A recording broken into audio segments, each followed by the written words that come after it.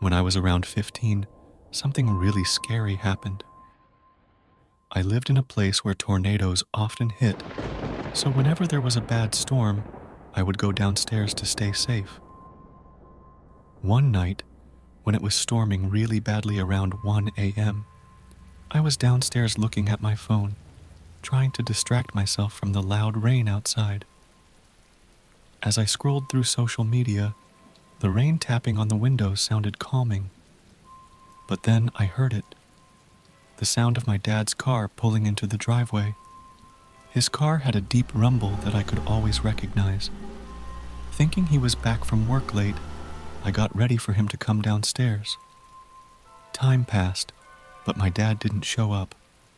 Confused, I looked out the window towards the driveway, expecting to see his car, but it wasn't there. All I could see was darkness and rain.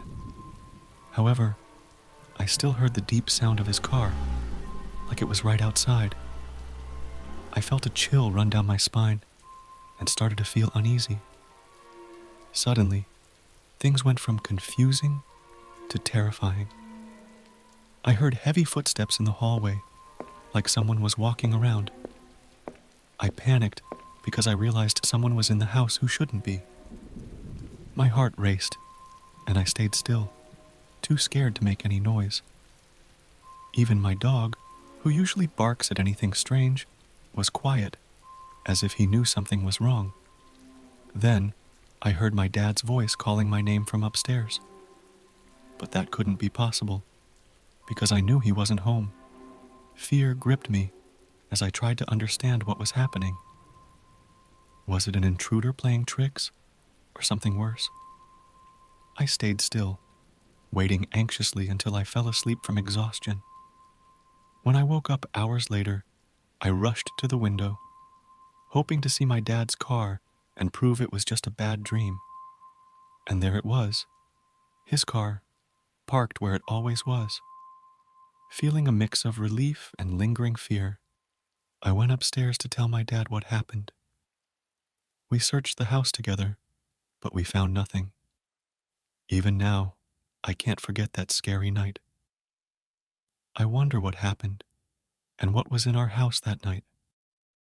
It's a memory that still makes me feel uneasy whenever I think about it. I used to work the night shift at this hotel in my town. It wasn't a fancy place, just a medium-sized hotel with a quiet lobby, especially at night. My main duty was to man the front desk, ready to assist any late-night arrivals or handle any issues that might crop up during the wee hours. The routine was pretty monotonous. Most nights, there wasn't much activity besides the occasional guest passing through.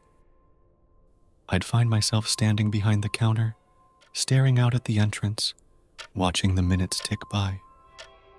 One particular night, though, stands out vividly in my memory. The weather was getting strange, like nature was preparing for something spooky to happen. Rain lashed against the windows, and the sky growled with distant thunder. Despite the storm raging outside, I was prepared for a quiet shift, anticipating that the bad weather would deter any potential guests. As I stood there, idly checking my phone between occasional glances at the door, a man suddenly appeared. He stepped into the lobby, but instead of making his way to the front desk, he halted in the small vestibule area between the two sets of doors. He seemed to be peering around, his gaze sweeping over the interior of the building before landing on me. Our eyes met briefly before he awkwardly patted his pockets and retreated back into the rain. His abrupt appearance and departure left me feeling unsettled, but I chalked it up to another odd encounter in the hospitality industry.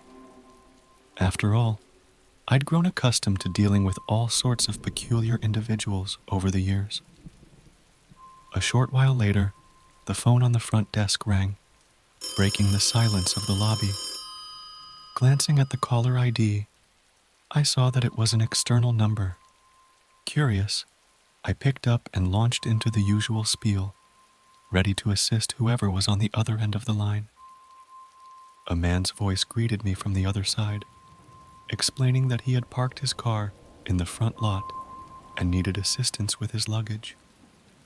It was a somewhat unusual request for the middle of the night, but I obliged nonetheless, offering to help once he brought his car closer to the entrance. However, instead of complying with my suggestion, the man hesitated before asking if I could come out to him instead. He assured me that it was just a small suitcase he needed help with, nothing too heavy or cumbersome. Alarm bells began to ring faintly in the back of my mind, but I pushed them aside, assuming he simply didn't want to brave the storm.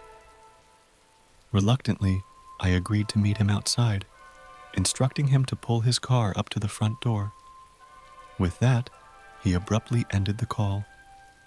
I waited by the entrance, expecting to see headlights approaching through the rain-soaked darkness. Minutes passed, but no car appeared. Growing impatient, I cracked open the door and peered outside.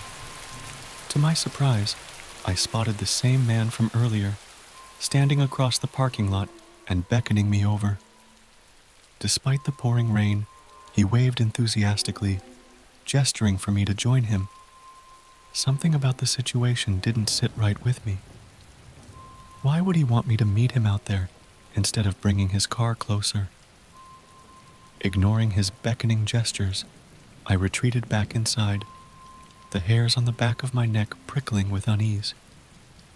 Just as I settled back behind the front desk, the man burst through the entrance, his clothes soaked from the rain, his breath coming in ragged gasps. He wasted no time in demanding my assistance with his luggage, his tone growing increasingly impatient and insistent.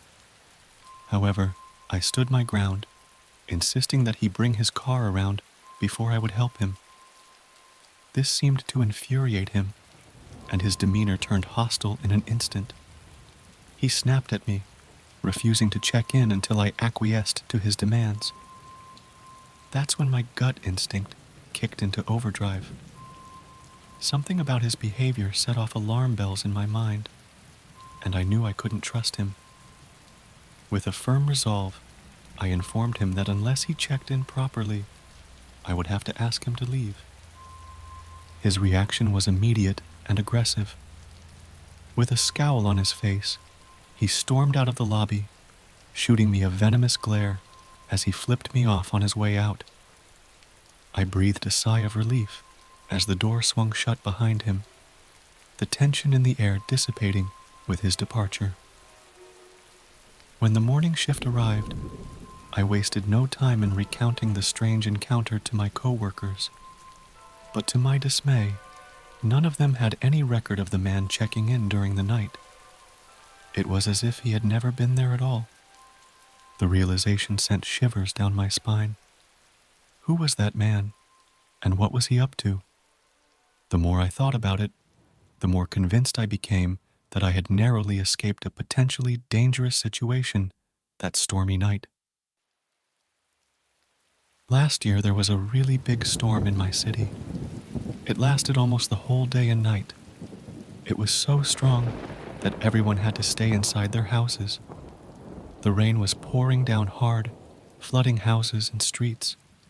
The wind was blowing so strongly that it broke windows and tore off pieces of roofs. It was scary. I was all alone at home. I spent the time looking at the news on my phone and listening to the noise outside. Then, around 5 or 6 in the evening, the power started acting weird.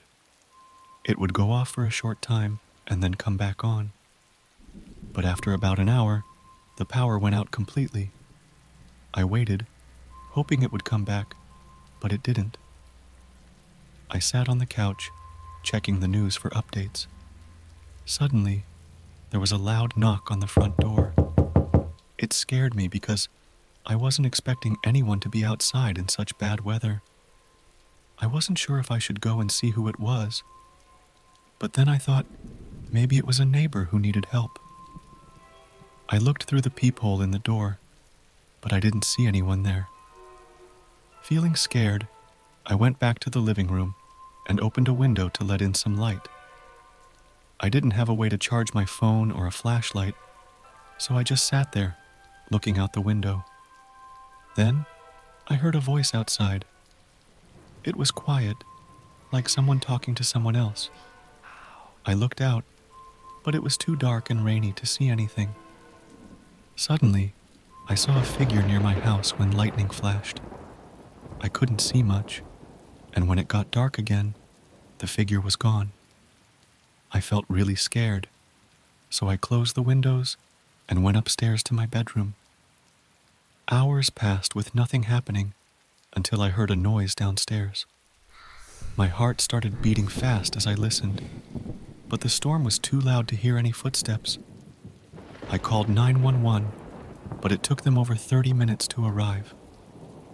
When they came, they found the front door open and wet footprints inside. There were no signs that someone wanted to hurt me, but it seemed like someone had come into my house and then left without doing anything.